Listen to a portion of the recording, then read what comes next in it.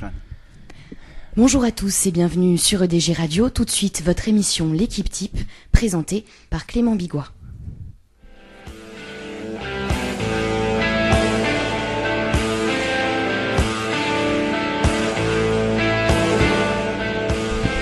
Bonjour à tous et bienvenue dans votre émission football, l'équipe type. Aujourd'hui, je suis entouré de copains de J3 Sport. Dans le 11 type, en gardien de but, Julien Brunon, bonsoir. Bonsoir à tous. En défense, Romain Capella. Salut à tous, salut Clément. Au milieu de terrain, on a Thibaut Goetz. Bonjour à tous. En attaque, Mehdi Sefraoui. Bonjour Clément. Et sur la glacière, Camille Dorès. Bonjour. Au programme, ce soir, on va revenir sur les qualifications de l'Euro 2016.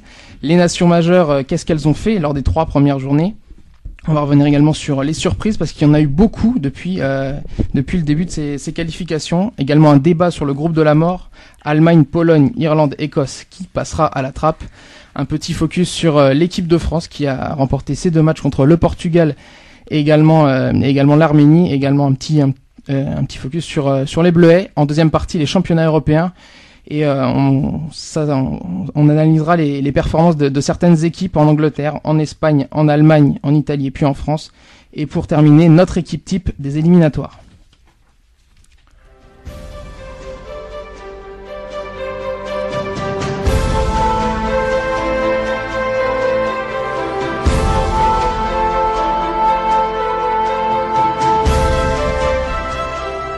Première partie sur les qualifications de l'Euro et on va revenir sur les nations majeures. Qu'est-ce qu'elles ont fait sur les 3 premières journées? Pour commencer, le groupe A, les Pays-Bas, 3e du mondial et qui malheureusement ont 1 victoire et 2 défaites. Est-ce que c'est l'alerte orange déjà? Non, c'est pas une alerte orange, c'est toujours compliqué pour une grande nation de suivre une compétition internationale. C'est sûr que la Hollande, ça nous surprend parce qu'on a l'habitude de les voir faire souvent le plein lors des qualifications, mais faut pas oublier que c'est assez compliqué cette année parce que Schneider, parce que Robben n'ont pas forcément encore repris et que Robin van Persie n'est pas non plus à son top parce qu'il est pas en confiance à Manchester United. Donc c'est pas une alerte, mais c'est vrai que les points qui sont perdus là, il va falloir les récupérer dans les prochains matchs. Pour moi, c'est une alerte parce que quand même, ils ont fait un très beau mondial, une équipe qui nous a fait rêver. Et là, on les reconnaît pas du tout. Des joueurs qui sont devenus nuls. Van Persie, Robben est pas pareil. Je sais pas, je m'inquiète pour eux car ils ont des individualités fortes devant qui s'entendent pas entre eux et c'est très inquiétant pour ma part. Et ils sont déjà à 6 points de la République tchèque et de l'Islande. Est-ce que c'est inquiétant? Non, je pense pas que l'Islande et les Tchèques vont continuer sur cette lancée. Et puis il faut quand même laisser un peu de temps à Guus Hiddink. Il faut rappeler que c'était lui l'entraîneur des Pays-Bas à la Coupe du Monde 98 où ils avaient atteint les demi-finales. C'est toujours une équipe capable du meilleur comme du pire, les Hollandais. Donc moi je m'inquiète vraiment pas pour eux. Non, puis il y a aussi des joueurs à fort potentiel, il faut leur laisser le temps avec Daley Blind par exemple, Partey. C'est vrai que c'est toujours compliqué de suivre une compétition internationale et c'est pas non plus l'alerte orange pour moi.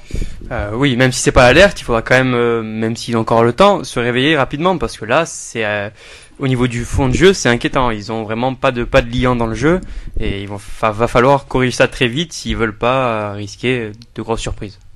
Faut pas oublier non plus qu'ils sont dans un groupe avec un gros potentiel, l'Islande et la République tchèque qui sont largement devant. Une défaite logique, j'ai envie de dire, contre l'Islande. Donc il faut pas non plus tirer sur le groupe et si ils sont 3e actuellement, c'est pas anodin, c'est même normal, moi je pense. Il faut aussi le retour de Kevin Strootman qui va bientôt faire son retour en sélection. Pour le groupe C, l'Espagne, après sa Coupe du Monde ratée, elle a vécu une défaite en Slovaquie. Est-ce qu'il faut du temps pour reconstruire une équipe après le traumatisme de la Coupe du Monde? Non, moi je pense pas qu'il va falloir du temps. C'est pas dramatique comme les Pays-Bas pour moi. L'Espagne a perdu, c'est une très bonne équipe de Slovaquie quand même. Ils sont rattrapés, on va dire, 4-0 au Luxembourg, face à une équipe qui est en nette progression depuis quelques années. Et il faut pas tirer sur la sonnette d'alarme, ils seront présents à l'Euro pour moi au jour J. Moi, je suis pas trop d'accord là sur ce sujet parce que je pense que l'Espagne souffre du même problème qu'ont souffert la France ou l'Italie, c'est-à-dire qu'après avoir dominé tellement le football mondial, il va leur falloir un certain temps pour se remettre en question. Et même si là ils ont gagné 4-0 contre le Luxembourg, la défaite en Slovaquie prouve qu'ils ont encore pas mal de boulot avant de repartir sur un cycle vertueux. Mais contrairement aux équipes que tu parlais, l'Espagne a quand même dominé le monde du foot pendant plusieurs années que la France, et je pense pas que le talent parte aussi vite. Moi, je pense qu'évidemment, l'Espagne sera présent à l'Euro, mais je pense qu'il faut un renouveau et changer Iker Casillas. Là, c'est bon. La moitié des buts, c'est pour lui. Donc, l'Espagne sera présente, mais avec une nouvelle génération de joueurs. Dans le groupe D, l'Allemagne a une seule victoire en 3 matchs, mais on en parlera dans le débat du groupe D. Un groupe qui sera passionnant jusqu'au bout. Groupe E, l'Angleterre, 3 matchs, 3 victoires, mais tous les matchs sont au forceps, Julien.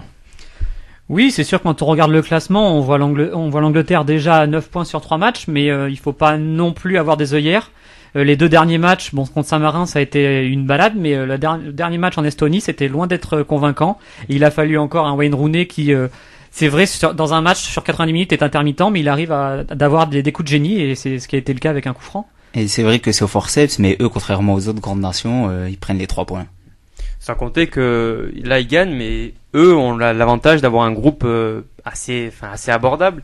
Ils n'ont pas des équipes surprises comme l'Islande ou la Slovaquie, et malgré ça ils arrivent à gagner, mais difficilement. Donc va falloir quand même hausser leur niveau de jeu s'ils veulent espérer quelque chose à l'Euro. Le groupe de l'Angleterre, c'est clairement le plus faible de ces éliminatoires aussi. Oui, on parlait d'un choc des générations pour l'équipe d'Espagne et l'équipe de la Hollande, mais il faut rappeler que l'Angleterre, la nouvelle génération, a déjà participé à la Coupe du Monde. Donc il n'y a pas une période de transition comme pour les autres équipes. Des Sterling, ils sont déjà, par exemple, des Sterling, des Welbeck, ils sont déjà en équipe première. Dans le groupe H, l'Italie, 3 matchs, 3 victoires, mais c'est un peu pareil que l'Angleterre, ça patine. Il faut sûrement que Antonio Conte prenne son temps pour construire une équipe. Thibaut. Oui, bien sûr, oui, il faut laisser du temps à Conte, et puis il faut surtout laisser du temps aux jeunes joueurs aussi de s'aguerrir, Verratti, Florenzi, Graziano Pelé, qui joue à Southampton et qui a marqué contre Malte. Il faut laisser à tous ces jeunes-là, il leur faut de l'expérience, c'est clair. Et puis l'Italie, toujours en qualification, a du mal, gagne les matchs 1-0, mais c'est l'Italie, ils seront toujours là, quoi. Et puis si c'est la même recette que Conte avec la Juventus, la Juve, même s'ils sont champions plusieurs années, ils n'ont pas gagné leur match avec beaucoup d'écart à chaque fois. Donc si c'est pareil, ça va être pareil avec l'Italie, mais ils seront toujours là. En plus de leur culture, un renouveau qui s'amorce, l'Italie va être dangereux pour l'Euro 2016. On en reste là sur les nations majeures. On va parler tout de suite des surprises parce qu'il y en a eu beaucoup depuis les 3 premières journées, notamment 4 équipes qui sont à 3 victoires en 3 matchs: la Slovaquie, l'Islande, la République tchèque et l'Irlande du Nord. On va commencer par la Slovaquie, Julien. Oui, c'est sans doute l'une des plus belles surprises, si ce n'est la plus belle surprise de ce début de période de qualification, parce qu'il y a un super joueur qui est Hamsik, et ça fait déjà pas mal d'années, ça doit faire 6 ans qu'il est à la tête, qu'il est capitaine de cette équipe, et on se rend compte il a finalement réussi à la tirer vers le haut, et les joueurs européens, les joueurs slovaques arrivent à maintenant participer à de grands championnats comme Kuka qui est au Genoa depuis quelques années, et c'est vrai que la Slovaquie c'est l'une des belles surprises. L'autre belle surprise, elle est dans le groupe F avec l'Irlande du Nord, un pays qu'on n'a vraiment pas l'habitude de mettre en avant. Pareil, 3 matchs, 3 victoires. Oui, c'est une très belle équipe. Après, faut regarder aussi le groupe, il n'est pas non plus extraordinaire. Et si l'Irlande du Nord se qualifie, bon, je suis pas certain que ça puisse aller très très loin plus tard. On parlait des Pays-Bas dans le groupe A, et bien il y a 2 équipes qui sont en tête et toujours invaincus, l'Islande et la République tchèque, et elles vont se rencontrer le 16 novembre prochain à midi. Et donc ce sera un match très important pour la première place. Celui-là qui gagnera le match-là fera un grand pas vers les qualifications de l'Euro, et ça va être un match très important pour la suite. Oui, c'est un peu le même modèle que la Slovaquie, où on a un Hamsik en Slovaquie, là on a un Sigurdsson en Islande. Donc c'est des joueurs qui tirent le pays vers le haut. Puis c'est toujours difficile d'aller se déplacer en Islande. C'est toujours des conditions particulières. Oui, donc comme disait Julien, la Sigurdsson, pour moi c'est clairement l'un des meilleurs attaquants de cette éliminatoire. Donc l'Islande, ça promet. Ça promet une équipe qu'on n'attend pas forcément, mais qui montre du beau jeu. La Pologne est également à l'honneur depuis le début de ces éliminatoires avec 3 matchs, 2 victoires, 1 nul, et puis le samedi dernier une victoire 2-0 contre l'Allemagne. Ce pays progresse à grands pas. Oui, un pays qui continue de progresser au fur et à mesure des éliminatoires et des années. Là, il profite notamment d'avoir des joueurs qui jouent dans les grands championnats, avec leur capitaine Lewandowski qui joue au Bayern, et donc, enfin, qui leur a beaucoup servi face au match contre l'Allemagne. Et ils arrivent à avoir une cohésion aussi bien plus importante. Ils ont plus de joueurs faibles et ça leur permet de gagner. Il y a des joueurs qui jouent dans les championnats majeurs. On parle maintenant notamment de Grégory Krychowiak ou également Lukas Piszczek. Oui, ou Szczesny qui joue gardien Arsenal aussi. C'est des joueurs qui s'exportent de plus en plus et ça leur permet de progresser au niveau national. Également Kamil Glik aussi, excellent défenseur du Torino. Et dernière équipe surprenante, c'est l'Écosse avec en 3 matchs, une victoire, un nul et une défaite. Il y a beaucoup de choses à dire sur l'Écosse parce qu'ils nous surprennent vraiment. Oui, ils nous surprennent et c'est surtout que c'est des joueurs qui sont on voit pas forcément tous les week-ends parce qu'ils sont dans des équipes à fort potentiel collectif, mais qui ne s'illustrent pas. Par exemple, un Sean Maloney qui est sans doute le meilleur joueur de l'équipe d'Écosse, il joue à Wigan en Championship. De l'autre côté, on a Ikechi Anya qui a été rayonnant face à l'Allemagne. On n'entend pas forcément parler, il est en Championship. Donc c'est vrai que les individualités sont pas forcément excellentes, mais on a un collectif qui est très sérieux et qui peut, à mon avis, largement passer la barrière des qualifications. Et l'Écosse a qu'une défaite, c'était contre l'Allemagne. Et si on se rappelle du match, une défaite imméritée avec un très beau match. Et contre la Géorgie, gagne 1-0, mais ils auraient pu gagner beaucoup plus. Et donc hier, un très bon nul face à la Pologne. Oui, et puis il y a aussi un joueur, c'est Steven Naismith, qui fait partie d'Everton. Il a une culture, lui, de la gagne, qu'il avait aux Glasgow Rangers. Donc il faut pas oublier, je pense que l'Écosse, c'est sans doute l'une des équipes qu'il faudra surveiller dans les mois à venir. Place maintenant au débat de cette première émission équipe type. Le groupe D, composé de l'Allemagne, notamment de l'Allemagne, de la Pologne, de l'Irlande et de l'Écosse. Il y aura seulement 2 qualifiés et un 3e en barrage. Une lutte qui s'annonce serrée jusqu'aux dernières minutes des derniers matchs. Oui, bien sûr, notamment après le match d'hier où l'Allemagne a concédé le nul dans les tout derniers instants face à l'Irlande. Mais ce sera serré jusqu'au bout, mais je pense pas que l'Écosse va continuer sur cette lancée-là. Moi, je pense surtout que quand tous les blessés de l'Allemagne reviendront, cette équipe quand elle sera à 100%, va gagner tous les matchs pour moi. Elle finira premier. Et après, c'est vrai qu'entre l'Écosse et la Pologne, pour moi, ça va jouer entre ces deux équipes-là. On va rappeler le classement. Première, la Pologne avec 7 points. Deuxième, l'Irlande avec également 7 points. Troisième, l'Allemagne 4 points. L'Écosse 4 points. Cinquième, la Géorgie 3 points et Gibraltar loin derrière avec aucun point. Autant dire que pour l'instant, c'est très serré et les prochains matchs vont valoir cher. C'est la différence de but face à Gibraltar qui va compter aussi parfois. Mais pour revenir à ce que disait Mehdi sur les absents en équipe d'Allemagne, c'est sûr que quand il manque des cadres comme Schweinsteiger, comme Khedira, et Philippe Lahm aussi. La retraite de Philippe Lahm aussi, ça joue beaucoup pour reprendre son poste, le jeune Rudiger. Et puis c'est qu'il a pas une tâche facile. Quoi. Il y avait une moyenne d'âge très jeune côté allemand, c'est le renouveau de l'Allemagne. Hier soir, la moyenne d'âge était de 23 ans et de 334 jours. C'est très rare. C'est ça aussi qui est important avec l'Allemagne, c'est qu'ils font pas les mêmes erreurs que la France ou l'Italie, c'est qu'ils directement après avoir gagné la Coupe du Monde, ils essayent quand même de renouveler leur équipe pour pas rester sur leurs acquis. Oui, après on voit que l'Allemagne est à 3 points de retard, mais je pense que le vrai débat c'est de savoir qui finira deuxième, qui sera directement qualifié et le troisième. Et je pense que même si l'Irlande a fait un très bon résultat hier soir face à l'Allemagne, je les vois quand même finir 4e et la lutte restera entre la Pologne et l'Écosse. Oui, l'Allemagne qui depuis la Coupe du Monde a converti seulement 5,6% de ses frappes au but. Dans ce groupe, l'Écosse et l'Irlande surprennent énormément. Est-ce que c'est le renouveau des îles britanniques ?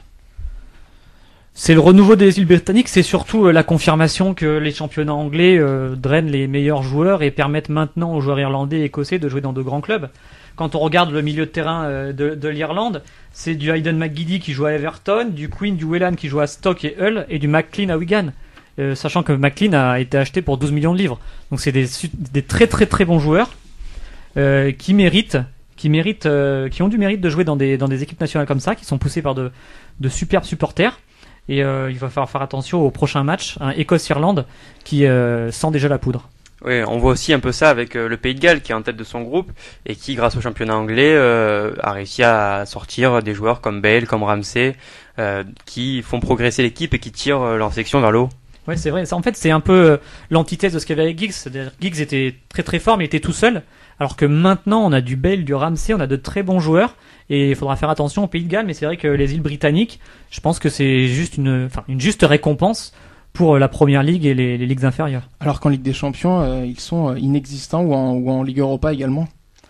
Oui, mais c'est parce que les Irlandais, les Écossais et les Gallois jouent dans des clubs, préfèrent partir en Angleterre, jouer dans des ligues inférieures en Angleterre et ensuite accéder à la Première Ligue et quittent leur championnat. C'est pour ça que le championnat irlandais et le championnat écossais sont un peu en retrait. Et ils ramènent l'expérience des grands clubs dans leur pays et Bien on sûr. voit le résultat. C'est exactement ça. Dernier petit débat, là, l'équipe de France qui a remporté ses 2 matchs amicaux contre le Portugal 2-1 et l'Arménie 3-0. On a vu 2 bons matchs et un turnover assez intéressant.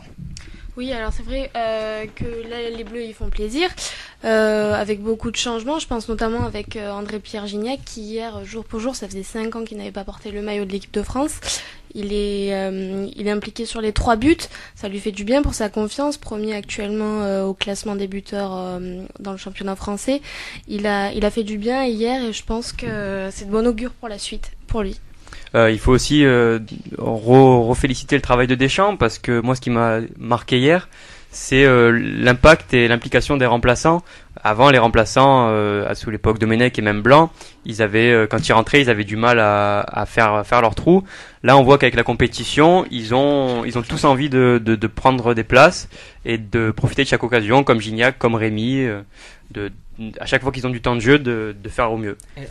En parlant de prendre la place, est-ce que Gignac pourrait être titulaire donc à la place de Karim Benzema dans cette équipe de France? Non. Non, Je ça pense serait pas, injuste parce pas que du tout. Benzema, oui, il est vraiment. Je pense que c'est l'un des joueurs indiscutables avec Varane et Pogba. Et puis en une sélection, on peut pas encore rivaliser avec Benzema qui a fait quand même une bonne Coupe du Monde avec la France. En revanche, s'il continue comme ça, il a la possibilité de prendre la place de numéro 2 à Giroud qui est encore blessé et qui, s'il revient pas à son niveau, se fera piquer la place soit par Giroud, soit par Gignac, soit par Lacazette. Et dans ces 2 matchs, on a vu l'éclosion, plutôt la confirmation de 2 très grands joueurs. On parle de Raphaël Varane et de Paul Pogba. Mehdi. Et Romain parlait des joueurs qui se sentaient concernés. Hier, Paul Pogba rentre à la mi-temps et direct il provoque le penalty. Il se sent vraiment concerné. Il a vraiment appris à la Juventus de Turin. Il est en train de prendre une grande importance dans cette équipe et futur très grand Pogba. Je pense qu'il faut arrêter de dire après chaque match que Pogba c'est une révélation, c'est une découverte. On sait maintenant que ça va être un très très grand joueur. Il faut juste qu'il arrive à canaliser encore son énergie. Oui, après Pogba, c'est vrai qu'à chaque fois qu'il revient en équipe de France, on a l'impression que ça le soulage parce qu'à la Juventus, il y a tellement de pression autour de lui. On lui reproche souvent d'être pas attentiste, mais parfois nonchalant. Et en équipe de France, il répond toujours présent, il est toujours à fond. Donc c'est vrai que ça fait plaisir de voir des joueurs comme ça. Après en club, c'est pas tout à fait la même. Il y a plusieurs matchs, donc on peut voir ses défauts sur la durée. Là, c'est un match. Ouais, match mais tous les mois. les défauts, on les a vus par exemple contre le Portugal. Il a pas été franchement extraordinaire. Bon, pour un jeune joueur qui a été titulaire en équipe de France assez vite, je trouve qu'il fait vraiment de très bons matchs et. Non, c'est vrai qu'il est bon, maintenant il est indiscutable et il y a un système tactique, je pense que pour revenir au cas Gignac, ça va être compliqué parce que le 4-3-3, il est déjà bien ancré. La seule chose qui pourrait changer, ça serait de mettre Valbuena en 10 et avoir un duo Gignac-Benzema. Mais je pense que maintenant Benzema est indiscutable et Gignac il se battra pour une place de 2 avec Giroud. Et puis comme on parlait de Pogba qui est un peu critiqué en club, c'est la même chose pour Varane qui joue pas beaucoup au Real Madrid mais qui en équipe de France est à chaque fois exceptionnel, qui pour moi est déjà l'un des meilleurs défenseurs du monde et qui a la possibilité de devenir le meilleur défenseur quoi. Quand on voit ce qu'il a fait contre Cristiano Ronaldo, il y a pas beaucoup de défenseurs qui peuvent faire ça. Et donc ne pas jouer en club, c'est pas vraiment un problème et d'être titulaire en sélection. Comme Deschamps l'a dit, de pas jouer en club quand on est au Real de Madrid, c'est moins grave que ne pas jouer en club quand on est quand on est L'Olympique de Marseille. Voilà, l'Olympique de Marseille. Par exemple, un Alessandrini qui pourrait postuler, vu qu'il joue pas à l'OM, il a aucune chance d'arriver en équipe de France. Après, le contexte du Real Madrid est différent parce qu'Ancelotti est arrivé, il fallait absolument qu'il s'appuie sur un 11 quand il est arrivé. Varane était blessé. Maintenant, c'est compliqué de changer Pepe et Ramos, mais c'est sûr que Varane, dans les mois à venir, retrouvera sa place de titulaire. Maintenant, on va parler de ce qui fâche un peu. Les Bleuets, qui avaient gagné leur match aller 2-0 contre la Suède et qui hier ont perdu 4-1 dans les arrêts de jeu. Ils ont pris un but à la 90e minute et juste avant, Kurzawa et d'autres Français avaient manqué de respect un peu à cette équipe suédoise. 8 ans que l'équipe de France ne s'est pas qualifiée pour un Euro Espoir et du coup, ils sont éliminés également de la course aux Jeux Olympiques 2016. Ça commence à faire tâche. C'est vrai que cette défaite, elle rappelle celle face à la Norvège en 2012. Les Bleus avaient gagné 1-0 à l'aller, c'était incliné 5-3 au retour. Donc ça rappelle cette lourde défaite. Maintenant, la défaite hier, elle est lourde et surtout le geste de Kurzawa. C'est vrai que c'était pas terrible, surtout il n'a pas fait un grand match. Il a redonné de l'espoir à la France quelques minutes et puis tout s'est écroulé. Voilà, tout ça c'est assez symptomatique maintenant depuis les générations Benzema, Ben Arfa. On voit que c'est des jeunes qui sont tout simplement trop sûrs d'eux et qui manquent souvent de respect à leur adversaire. Oui, hier ils étaient pas dedans dès le début du match, quoi. Quand on prend un but de la 2e minute, alors que la Suède n'a pas mis une pression non plus monstre, on voyait qu'ils pensaient être qualifiés avec leur 2-0 à l'aller et ils n'ont pas appris des erreurs des précédentes déceptions.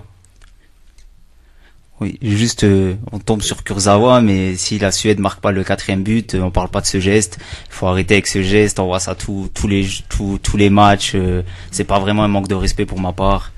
Non, mais quand même, dans les déclarations d'après-match, tous les Suédois ont dit les Français ont été arrogants durant toute la partie. Oui, mais ce geste de Kurzawa, pour moi, personnellement, c'est pas un manque de respect. Comme je dis, si la Suède ne marque pas le 4e but, on parle pas de ce geste et on parle de Kurzawa comme le héros.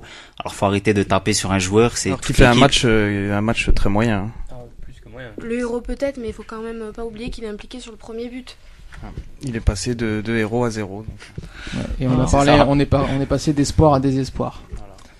On en termine là sur les qualifications pour l'Euro 2016 et les Bleus. On va passer à la deuxième partie, les championnats européens. On va revenir sur de nombreuses équipes qui ont performé lors des 7, 8 ou 9 premières journées. Tout de suite, l'Angleterre. When the seagulls follow the trawler, it's because they think sardines will be thrown into the sea.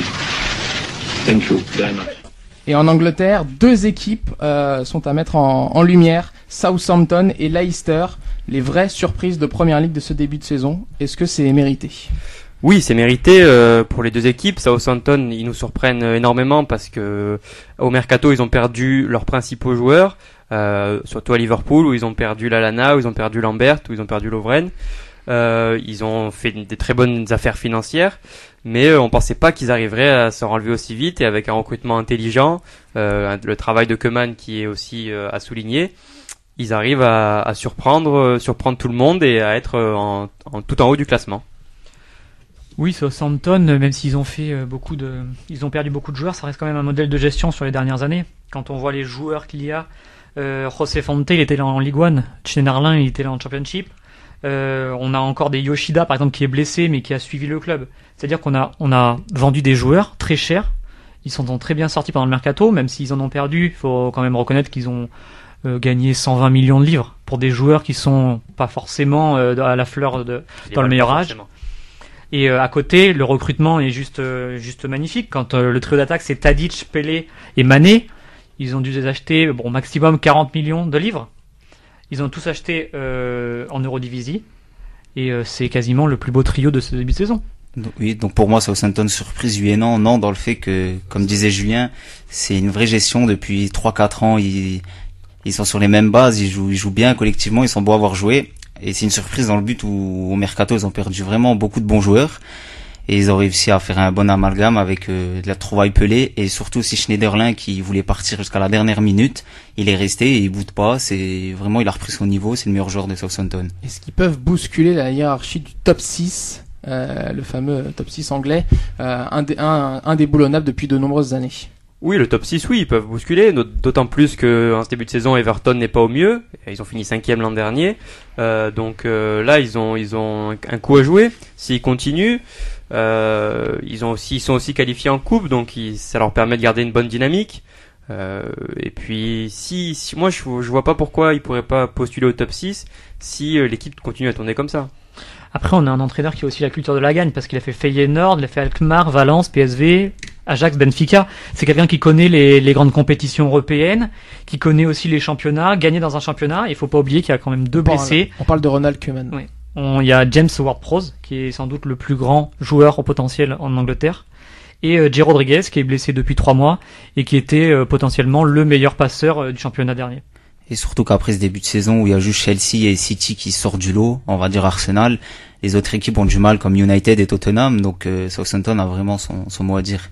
La deuxième équipe, c'est Leicester, qui malgré une montée de Championship à Premier League, réalise un bon début de saison. Comment ils arrivent à être top 7? Alors Leicester, c'est assez atypique parce que c'est un mélange de beaucoup de parcours, de beaucoup de profils. On a des joueurs comme Richie Delette ou Kasper Schmeichel, c'est des revanchards qui ont pas été gardés par City et par United. On a d'autres joueurs qui viennent des divisions inférieures, donc qui connaissent exactement le jeu anglais, comme Ulloa qui a été acheté à Brighton pour rien du tout et qui est l'un des meilleurs joueurs d'Angleterre en ce moment. Et enfin, il y a des joueurs qui évoluent depuis longtemps, très longtemps dans le championnat d'Angleterre, la Premier League, et à Leicester. Par exemple, David Nugent, qui a passé depuis 4 ans à Leicester, ça fait 4 saisons qu'il marque plus de 15 buts, et Paul Konchesky, qui a fait quasiment tous les clubs de Premier League. Il a fait Liverpool, West Ham, Tottenham, Fulham, donc il connaît par cœur le championnat. Et c'est aussi un promu qui est beau à voir jouer. Quand on regarde Leicester, on se régale, quoi. Il joue vers l'avant, même s'il y a quand même un peu du kick and rush, comme on appelle en Angleterre, où il balance des fois. Il joue l'offensive, il se regroupe pas derrière comme beaucoup de promus, et surtout dans d'autres championnats comme en France. Et le public est en feu à chaque fois qu'il joue à domicile. Et on l'a vu avec le match contre Manchester.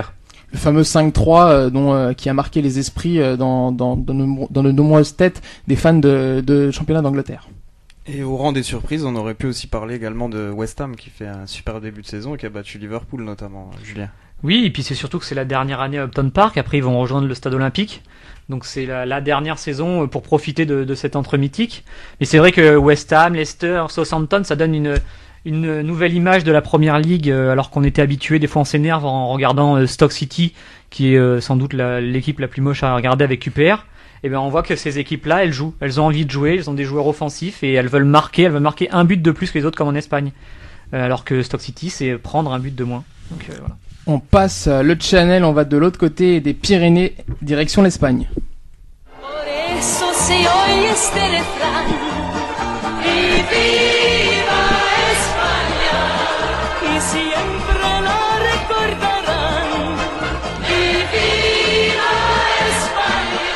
Et en Espagne, la surprise, c'est Valence qui va sûrement bousculer le top 3. Il y a eu l'arrivée du milliardaire singapourien Peter Lim, un nouvel entraîneur Nuno Santo et un joli recrutement. Pourquoi ça marche, Valence en Espagne ? Ah bah pourquoi ça marche ? Parce que tu viens de le dire, un nouvel entraîneur, un nouveau président, un nouvel investisseur, des nouveaux joueurs, un recrutement intelligent. Gaïa, Negredo qu'on n'a pas trop eu encore l'occasion de voir s'illustrer, mais qui sera certainement dans le groupe contre la Corogne ce week-end. Valence, 2e de la Liga, avec 17 points juste derrière le Barça. Je pense vraiment que ils vont bousculer le top 3 de cette année avec le Real, Barça et peut-être Valence. On ne sait pas trop encore à quelle place ils vont situer, mais ils y seront certainement. Et également champion du monde à Valence avec Shkodran Mustafi qui est venu de la Sampdoria cet été. C'est une équipe qui joue bien au ballon, on se régale devant les matchs de Valence, Julien. Oui, il suffit de regarder le dernier match qu'ils ont fait contre l'Atlético Madrid où ils gagnaient 3-0 au bout de 15 minutes de jeu. C'est vrai que ça va vers l'avant. On a peut-être oublié de parler de Paco Alcácer, qui est sans doute la révélation de ce début de saison en Espagne et qui a marqué avec la Roja. Donc non, c'est une belle équipe. Il a su se reconstruire parce que Valence, il galère depuis quelques années. Ils ont un stade qui est pas fini de construire alors que ça aurait pu être peut-être l'un des plus beaux d'Espagne. Mais c'est le club de la région. Et c'est vrai que si les résultats vont, il y aura des supporters avec, et ça peut être vraiment la belle surprise, et enfin le retour d'un grand club en Espagne. Et c'est aussi un peu un changement de politique de la part de Valence avec ce nouvel investisseur. C'est un club qui avait l'habitude de former beaucoup de joueurs. Les derniers en date, ça a été notamment Villa et Mata. Là, ils vont recruter des joueurs au Portugal, ils recrutent aussi en Espagne, et ça leur réussit plutôt bien en ce début de saison. C'est vrai qu'ils ont fait revenir André Gomes, la pépite du Benfica, également Rodrigo, l'Espagnol, l'arrivée de Nuno Santo, ex-entraîneur de Rio Ave au Portugal. Il est en train de faire un très bon travail. Oui, puis ils ont surtout réussi à vendre Jérémy Mathieu 25 millions d'euros. Et ça, je pense que c'est l'une des plus belles affaires des dernières années. Donc, non, Valence, je pense que tous les fans de foot ne peuvent qu'aimer le retour d'un club comme ça. Et ce qui fait la différence cette année, c'est que ils ont l'air de bien jouer contre les petites équipes, alors que les années précédentes, ils jouaient que contre les grosses équipes.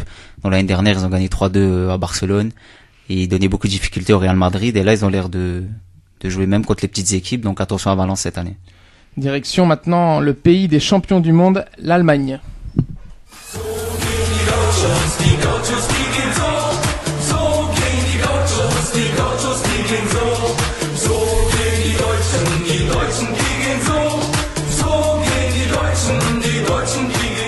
Et en Allemagne, 2 équipes nous ont surpris. On va les mettre en avant dans cette première émission. Paderborn et Hoffenheim. On va commencer par Paderborn, Thibaut. Allez, Paderborn, une équipe qui sent bon la saucisse et la bière, hein, comme on aime en Allemagne. C'est la sensation de ce début de saison. Il faut le rappeler, c'est une équipe qui est néophyte en Bundesliga, une ville de 140 000 habitants dans la Rhénanie. C'est une vraie terre de football. La Rhénanie, c'est là où il y a Dortmund, Gelsenkirchen, Mönchengladbach. C'est un club qui a connu déjà beaucoup de péripéties, qui avait été dissous à la fin de la guerre, qui a connu l'Oberliga, ce qu'on appelle aujourd'hui la Regional Liga, l'équivalent de la 3e division. Et ensuite, l'année dernière, il y a eu cette saison exceptionnelle où ils ont rejoint l'élite. Et puis on va dire que comme beaucoup d'équipes allemandes, c'est vraiment une équipe qui est portée sur l'offensive. Son entraîneur, André Breitenreiter, qui a à peine 40 ans, un très jeune entraîneur qui a une philosophie de jeu vraiment intéressante. Et voilà, ça joue pour marquer, comme disait Julien tout à l'heure. Ça ne joue pas pour prendre le moins de buts. Et on se souvient d'un but de 84 mètres il y a maintenant un mois. 83 mètres, exactement. Moritz Stoppelkamp, c'est désormais un record en Bundesliga, le but le plus lointain. Autre équipe qui joue bien au football, et il y a un petit Français qui joue là-bas, c'est Anthony Modeste. Il joue à Hoffenheim et il pointe le bout de leur nez. Ils sont intéressants dans cette Bundesliga. Ils font plus que pointer le bout de leur nez. Oui, ils sont actuellement 2e du championnat. Ils sont toujours invaincus. On les connaît maintenant depuis 2007, qui sont présents sans discontinuer en Bundesliga. Et ça marche toujours aussi bien. Ouais, Hoffenheim, c'est l'un des modèles de gestion des dernières années en Allemagne. Parce que c'est vrai qu'ils sont pas descendus alors que ça fait 2-3 ans qu'ils se sauvent à la dernière minute, mais à chaque fois ils sont toujours là, et c'est vrai que c'est intéressant parce que on voit qu'un club quand il est bien structuré, arrive à se maintenir et arrive au bout de quelques années à être compétitif. Et ils ont dans une belle moyenne de spectateurs. Ils font 25 à 30 000 spectateurs chaque journée. C'est un atout indéniable. Oui, c'est un atout indéniable. J'ai envie de dire, comme tous les autres clubs en Allemagne, on est environ à peu près 90% de remplissage à chaque journée. Et pendant ce temps-là, les autres clubs, les autres grands clubs, ils coincent à l'image de Hambourg et de Schalke, qui sont dans les profondeurs du classement de la Bundesliga. Hambourg connaît d'énormes difficultés. Bon, ils ont gagné leur première victoire de la saison à Dortmund le 4 octobre dernier. Justement, ils reçoivent Hoffenheim ce week-end. Vont-ils confirmer ou pas ? Je ne sais pas pour l'instant. Et il y a aussi, on parlait d'Hambourg et Nambourg, il y a aussi Dortmund. Dortmund qui est en grande difficulté, à part en Champions League où ils gagnent tout, en championnat ils sont très très moyens, et cette année ils ont vraiment du mal à repartir sur de bonnes bases. Et on se rappelle qu'Hambourg est en Bundesliga grâce à un but dans les dernières minutes face à Greuther Fürth. En play-off, c'est ça, au match retour. C'est une particularité en Allemagne, le 16e de Bundesliga joue contre le 3e, 2e division. C'est exactement ça. Et il y a un moment où ils vont descendre, alors il faut vite qu'ils se reprennent. Alors que c'est un club historique. C'est ça. J'ai envie de dire, c'est la même chose qu'il arrive à un autre grand club du nord de l'Allemagne, le Werder Bremen. Une équipe qui a vraiment aussi de gros soucis financiers. Et Hambourg connaît les mêmes difficultés que le Werder de Brême. Un autre club en difficulté dans cette année 2004, dans cette saison 2014-2015, c'est Schalke 04, habitué de Ligue des Champions et qui vient de changer d'entraîneur une nouvelle fois. Il me semble que c'est le 12e en 10 ans. C'est exactement ça, oui. C'est l'éternelle valse des entraîneurs à Schalke 04. Roberto Di Matteo qui a gagné la Ligue des Champions avec Chelsea face au Bayern en 2012, qui a repris l'équipe. C'est le 8e entraîneur donc à être nommé à Schalke depuis 2006. Entre-temps, il y a eu Mirko Slomka, Buskens, le Hollandais Fred Rutten, il y a eu Félix Magath. Mais celui qui est resté le moins longtemps et qui a sans doute le plus marqué le club, c'est Ralf Rangnick, qui est resté 6 mois seulement, de mars à novembre 2011. Il avait réussi à emmener l'équipe en demi-finale de la Ligue des Champions, notamment en éliminant l'Inter, tenant du titre chez lui 5-2. Et il avait réussi à remporter la Coupe d'Allemagne. Mais depuis, finalement, Huub Stevens et Jens Keller n'ont jamais réussi à faire perdurer cet héritage. On prend l'avion, Munich, direction Milan, place à l'Italie.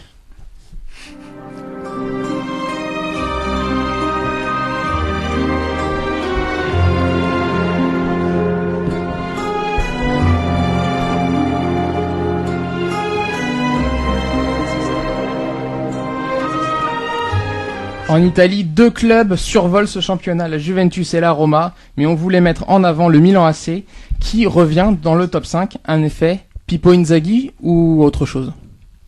Oui, l'effet Pippo Inzaghi, la mentalité, l'état d'esprit qu'il arrive à insuffler à ses joueurs, je pense, parce qu'au niveau du recrutement, il n'y a pas eu grand-chose, et franchement, ça va quand même être difficile de tenir la saison sur un rythme élevé, de viser la Ligue des Champions avec cet effectif-là. Oui, mais justement, je pense que c'est parce qu'il y a eu grand-chose, c'est justement parce qu'il n'y avait pas eu grand-chose que le Milan est là aujourd'hui et 5e. Ça fait 4 saisons qu'on a du Ibrahimovic ou du Balotelli qui sauve l'équipe, tout le monde regarde ses joueurs et on en oublie un peu le collectif, alors que cette année on a l'impression que c'est justement le collectif, le leader avec Inzaghi. Et c'est vrai que Menez, Honda, c'est pas non plus des superstars européennes, mais elles font le job. Moi, je suis d'accord avec Thibaut, c'est que le début de saison, je m'inquiète un peu pour cette équipe. Comme tu dis, il manque une star, Ibrahimovic, Thiago Silva, Balotelli avant. Là, il manque vraiment une star. J'aimerais bien les voir dans les moments difficiles. Qu'est-ce que ça va donner? Jérémy Menez, c'est pas une star? Jérémy Menez, pas comme Ibrahimovic, mais il fait un très bon début de saison. On dirait que la Serie A est faite pour lui, sur mesure. C'est pas le même homme qu'au PSG. Je pense que quand on lui donne la confiance, c'est un très bon joueur.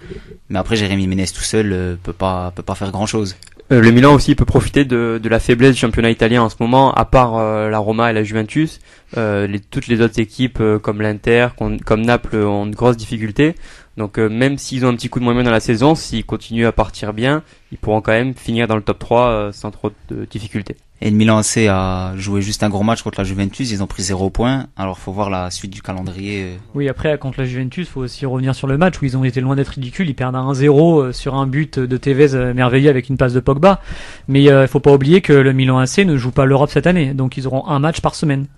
Donc ça peut être largement un avantage. De toute façon, ils n'ont pas l'effectif pour eux. Non, ils n'ont pas l'effectif, mais ils l'avaient pas l'année dernière, c'est pour ça qu'on les a vus en bas du classement. Qui manque déjà à Milan, il manque une défense. C'est surtout ça le gros problème. Pour toute équipe italienne qui se respecte, quand on veut aller loin dans le championnat en Serie A, si on n'a pas une bonne défense... Ouais. Après, c'est Inzaghi l'entraîneur, donc c'est un peu différent. Je pense qu'il manque surtout un vrai défenseur central. Parce que sur les côtés, Abate, De Ciglio, c'est quand même pas mal. Au milieu de terrain, De Jong, Muntari, c'est respectable, c'est pas digne d'une équipe qui peut espérer quelque chose dans le championnat ou une Coupe d'Europe. Mais je pense que pour la 3e place, c'est largement envisageable. Est-ce que ce début de championnat est aussi synonyme d'un club qui est un peu plus sain que les années précédentes? Un peu plus sain, je sais pas, c'est toujours la même chanson en haut entre Barbara Berlusconi, Galliani et son père Silvio Berlusconi. On sait pas bien qui tient les rênes, mais Silvio Berlusconi a dit qu'il voulait lâcher le club en 2016 pour le confier à sa fille, on verra bien. Et puis parler de football sain dans un pays où Tommaso Rocchi arbitre un Juventus Roma, c'est assez compliqué, quoi. En parlant d'arbitre un peu à la ramasse, direction la France. Hola, hola, le stade est rempli, les supporters font la hola, olé, olé, mon club Modassa, motivation. Et en France, c'est le retour des clubs historiques dans le haut du classement. Marseille est leader, Bordeaux 2e, Nantes 5e et le promu Messin est dans le top 10 déjà. On va revenir avec Camille sur le beau parcours de l'Olympique de Marseille, 7 victoires d'affilée. Oui, 7 victoires et 7 points d'avance sur Paris, ça faisait longtemps qu'on n'avait pas vu ça. Il y a clairement un effet Bielsa, plus avec une tactique très offensive. On a aussi le retour d'un grand attaquant, André-Pierre Gignac, qui est déjà à 9 buts, meilleur actuel buteur de la Ligue 1. Et puis, ne faut pas surtout oublier que depuis l'année dernière, il n'y a aucun nouvel arrivant sur le terrain. Donc Marcelo Bielsa fait avec les joueurs qu'il y avait l'année dernière, et ça a l'air de plutôt fonctionner. Donc on espère pour eux que la trêve internationale ne va pas couper leur dynamique. Donc dimanche face à Toulouse, on espère qu'ils vont continuer. Et ça risque d'être un petit choc quand même parce que Toulouse fait un bon petit début de saison. Donc on verra bien ce que ça va donner. Oui, c'est vraiment la différence par rapport à l'année dernière, c'est l'état d'esprit et le travail, parce que les Marseillais l'ont dit, ils travaillent beaucoup plus à l'entraînement. Bielsa, il les fait cravacher comme pas possible, mais ça porte ses fruits sur le terrain. Et puis on a l'impression qu'ils sont revanchards, qu'ils ont envie de se faire pardonner de leur saison de l'année dernière qui était quand même très très mauvaise, où on s'ennuyait au stade, et là ils donnent tout pour justement reconquérir les supporters et les fans de foot. C'est une année sans Coupe d'Europe, donc ils n'ont qu'un seul match par semaine. C'est un avantage certain sur d'autres équipes qui elles jouent l'Europe. Il est c'est clairement un avantage. Quand je pense au Paris Saint-Germain ou par exemple à Monaco qui ont des matchs presque tous les 3 jours avec Ligue des Champions, il est évident que c'est un avantage pour l'Olympique de Marseille. Maintenant, il faut pas non plus cracher dessus et puis leur jeu est clairement meilleur que l'année dernière et ça fait plaisir à les regarder jouer. Et à la 2e place du classement, on retrouve Bordeaux et son entraîneur Willy Sagnol. Ils ont fait un bon début de championnat, ils étaient leaders et maintenant ils sont même devant le Paris Saint-Germain. Excellent, oui, début de saison des Girondins de Bordeaux. Le jeu proposé est vraiment différent de ce qu'on a connu avec Francis Gillot. Plus de rigueur, mais plus d'envie de jouer. Ça se voit clairement que Willy Sagnol a rapporté une rigueur toute germanique à Bordeaux. Oui, exactement. Je pense qu'il a clairement apporté son expérience au Bayern, notamment avec une préparation physique plus dense et puis avec un jeu des latéraux plus offensif. Je pense notamment à Diego Contento. Après, j'attends quand même de voir Bordeaux dans les chocs contre Paris, contre Lyon, contre Marseille. Parce que c'est vrai qu'on les a vus jouer contre Saint-Etienne, un match nul, c'était vraiment pas terrible à voir. Un match que Sagnol n'avait pas envie de jouer visiblement. Avec l'équipe qu'il avait alignée. À la 5e place, on retrouve les Canaries du FC Nantes qui proposent un beau jeu, mais malheureusement ils sont très peu efficaces en attaque. C'est une équipe quand même qui est surprenante alors qu'ils ont été, ils sont en interdiction de recruter jusqu'au mercato estival en 2015. Oui, une équipe qui se débrouille très bien avec les moyens du bord, comparé à Lens qui est aussi en interdiction de recruter, qui est en difficulté. Là, Nantes pratique un beau football. Et c'est vrai qu'ils ont des problèmes devant, ils ont pas beaucoup de profondeur de banc, mais pour l'instant ils arrivent quand même à s'en sortir et c'est notable, c'est à féliciter. Ils s'appuient derrière avec Papi Djilobodji et au milieu de terrain avec notamment Jordan Verretou, 2 joueurs qui sont régulièrement dans les équipes types de la journée. Djilobodji, oui, un joueur super. Il y a pas mal déjà de grosses écuries qui sont derrière lui. C'est vraiment étonnant qu'il soit resté à Nantes. L'équipe connaissant des grosses difficultés financières, à mon avis, il risque de pas rester longtemps du côté de la Beaujoire. Ouais, on a parlé de l'interdiction de recrutement. Je pense que ça a été un déclic pour certains joueurs, par exemple Bamou ou Nkoudou. Djordjevic est parti, il n'y avait personne pour l'emplacer. Schechter n'avait pas marqué un seul but de toute la saison dernière. Donc ces joueurs-là ont eu du temps de jeu, ils ont pu montrer leur talent et aujourd'hui ça marche. Après combien de temps ça va durer, c'est difficile de le dire. Avec des jeunes joueurs comme ça, ils peuvent avoir des pertes de confiance, mais pour l'instant c'est vrai que c'est très intéressant. Et on passe à la belle surprise de ce début de saison. Ils ont été promus de National à Ligue 2 et de Ligue 2 à Ligue 1. 9e du classement actuellement, c'est le club Grenat du FC Metz. Oui, les Grenats de retour dans l'élite pour leur 58e saison en Ligue 1. Et oui, c'est le club s'appuie sur les valeurs qui l'ont habité depuis la remontée en nationale avec Albert Cartier, le travail, la rigueur, l'humilité. Et c'est ça qui fait la réussite du FC Metz aujourd'hui. C'est une équipe qui joue au ballon et quand on joue en Ligue 1, on prend des points. Une équipe qui joue, oui, notamment avec la nouvelle recrue biélorusse Sergueï Krivets. Une grosse surprise, un joueur qu'on n'attendait pas du tout à ce niveau-là, qui est un mec qui a quand même 30 matchs de Ligue des Champions dans les jambes. Puis aussi le retour de Florent Malouda, c'est génial justement pour pouvoir encadrer les jeunes pousses du centre de formation qui composent vraiment l'âme de cette équipe. C'est le problème en ce début de saison. Donc tu disais qu'ils jouaient au ballon, mais ils jouent juste à domicile. À l'extérieur, ils ont un petit problème. Bon, après, si tu gagnes à domicile, ça fera la différence dans la saison. Et à l'extérieur, c'est une autre équipe et on voit souvent ça de toute façon en Ligue 1. Après, toute proportion gardée, j'ai l'impression qu'on est à le même débat que pour Southampton, c'est-à-dire qu'il y avait des joueurs qui étaient dans les ligues inférieures comme Métanier, Rendo, qui sont encore là, qui forment des jeunes et ça marche. Exactement, avec Sadio Mané de Southampton qui était formé à Metz, donc la boucle est bouclée, on peut dire en fait. 14 points après 9 journées, ils ont fait un tiers du chemin. Est-ce que ça va tenir ? ça va tenir, espérons-le. En tout cas pour le mois d'octobre, pendant un mois, Juan Falcon va sûrement manquer au Grenat. Parce que Modibo Maïga, qui a été aussi recruté cet été, pour le moment, il n'a pas montré grand-chose.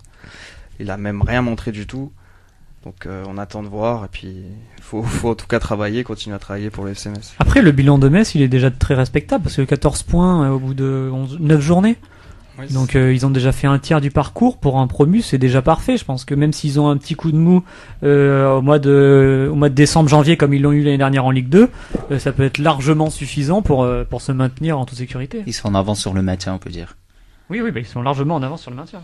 Et pour terminer l'émission, on va, comme chaque semaine, revenir sur l'équipe type. On va donner chacun quelques joueurs pour former un joli 11. Et Julien, tu as repéré un gardien.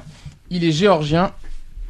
Oui, alors Loria, c'est vrai que je pense que dans les semaines à venir, les gardiens qu'on va présenter, ils seront forcément un peu plus connus, mais pour un week-end de qualification, Loria, il a été vraiment très très bon face à l'Écosse. Il a permis à son équipe de ne prendre qu'un seul but. Et pourtant, il y a eu beaucoup d'occasions pour les Écossais, notamment Naismith. Et hier, il n'a pas pris de but, certes contre Gibraltar, mais ça lui fait quand même un beau petit week-end. Et je pense qu'il faudra le retenir parce qu'il joue en Grèce pour l'instant, mais c'est un bon gardien d'avenir. À l'unanimité en défense centrale, on a placé Raphaël Varane et Vedran Korluka, le joueur de Croatie. Oui, Varane, comme on l'a dit précédemment, qui compte notamment le Portugal, a été énorme. Korluka, qui contribue grandement aux bonnes performances de la Croatie. Voilà, il n'y a pas trop de discussion là-dessus. Ils ont été très très bons sur leurs deux matchs. C'est logique. Les latéraux, Hutton, l'Écossais, et Shane Ferguson, le Nord-Irlandais. La parole à Julien, notre spécialiste des îles britanniques. Alors, latéral droit, Alan Hutton, je pense qu'il n'y a pas forcément de discussion parce qu'il a été excellent contre la Géorgie. Et hier, même s'il fait une petite erreur sur le second but polonais, c'est lui qui amène toutes les grosses occasions. Donc à Aston Villa, il est déjà indiscutable, donc c'est vraiment très très bon. De l'autre côté, Shane Ferguson, il joue pas forcément beaucoup en ce moment avec son club, mais en sélection nationale, il fait ses matchs et c'est très intéressant. Au milieu de terrain, on a placé deux joueurs, l'Irlandais McLean et surtout le Français Paul Pogba. Oui, donc les deux plaques tournantes de leur pays respectifs, on va dire. Pogba qui, voilà, comme j'ai dit tout à l'heure, qui s'est vite imposé chez les Bleus. Et McLean qui fait un gros boulot au milieu en Irlande. Et encore hier soir face à l'Allemagne, McLean, c'est vrai que c'était un joueur assez propre et puis qui ne lâche rien. Quoi, et puis il a été nommé homme du match hier soir. Oui. Sur les côtés, milieu gauche, Milik, le Polonais qui a mis un but contre l'Allemagne, et à droite, Sean Maloney, l'Écossais. Julien. Milik, oui, il marque même hier soir le deuxième but, l'égalisation contre l'Écosse. C'est vraiment un très bon joueur et je pense que sur le week-end, la Pologne est passée sur la gauche principalement. C'est lui qui est sans doute l'artisan polonais de ce week-end. Après Sean Maloney, j'espère qu'on en entendra un peu plus parler parce que c'est vraiment une pépite. Même s'il est un peu vieux, c'est vraiment une pépite et il mérite d'être reconnu. En attaque, c'est indiscutable, l'Islandais Sigurdsson et Robbie Keane, l'Irlandais Mehdi. Oui, donc Sigurdsson qui s'améliore d'année en année, on va dire, et Keane surtout qui est devenu le meilleur buteur des qualifications de l'Euro. Et donc c'est pour ça qu'on l'a mis dans cette équipe. Robbie Keane qui était quand même assez transparent hier soir face à l'Allemagne, je l'ai pas vu. Et ouais, je pense que c'est plus symbolique. Plus sa place à Robert Lewandowski parce qu'il est vraiment passé là dans une autre dimension. C'est lui qui est à l'origine des deux buts aussi. C'est juste car il est devenu le meilleur buteur des qualifications de l'Euro. Ouais, je pense que c'est plus symbolique et puis l'Allemagne n'a pas non plus gagné de match. Non, mais ce week-end. Robert Lewandowski aussi aurait eu sa place. C'est vraiment passé maintenant. C'est un véritable héros national. Son transfert au Bayern, ça l'a vraiment. Ça lui a donné encore plus de responsabilités parce que quand on arrive en Pologne avec cette étiquette-là, c'est vraiment différent. Ouais. Après, il a pas non plus été extraordinaire hier contre l'Écosse. Donc voilà, merci de nous avoir donné à tous ces joueurs. Dès la semaine prochaine, on reviendra on fera une équipe type sur les championnats européens également. La Ligue 1, c'était la première de l'équipe type. On se retrouve dès la semaine prochaine. À bientôt. Bonsoir à tous. Bonsoir.